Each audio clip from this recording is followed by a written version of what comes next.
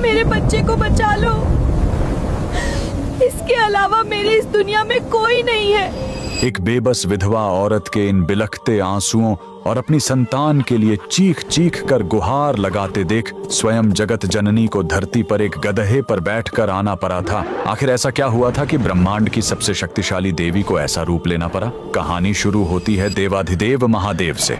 पुराणों के अनुसार जब शिव जी अपने सबसे भयंकर रौद्र रूप में थे तो उनके क्रोध और तीसरे नेत्र की गर्मी से पूरा ब्रह्मांड जलने लगा था। उसी क्रोध की अग्नि से उनके माथे से ऊर्जा की एक बूंद जमीन पर गिरी, जिसे शिव का पसीना कहा गया। और क्योंकि वह बूंद सिर्फ क्रोध और भयंकर गर्मी से बनी थी, इसलिए धरती पर गिरते ही उससे एक ऐसे खूंखार राक्षस का जन्म हुआ जिसके अंदर ब्रह्मांड की सारी बीमारियां और बुखार भरा हुआ था। ज्वरासुर शिव का अंश होने के कारण देवताओं के बड़े बड़े अस्त्र शस्त्र भी इस राक्षस पर बेअसर थे। अपनी राक्षसी शक्तियों के घमंड में आकर उसने पूरी दुनिया में चेचक और जानलेवा बुखार जैसी महामारियां फैला दी। धरती सचमुच आग की तरह जलने लगी। हर गांव, हर घर में मासूम बच्चे इस भयंकर बीमारी और गर्मी से तरप तरप कर जान देने लगे। चारों तरफ हाहाकार मच गया। तब अपने भक्तों की ये चीख पुकार और उस बेबस मां के आंसू देखकर साक्षात देवी आदि शक्ति का हृदय कांप उठा।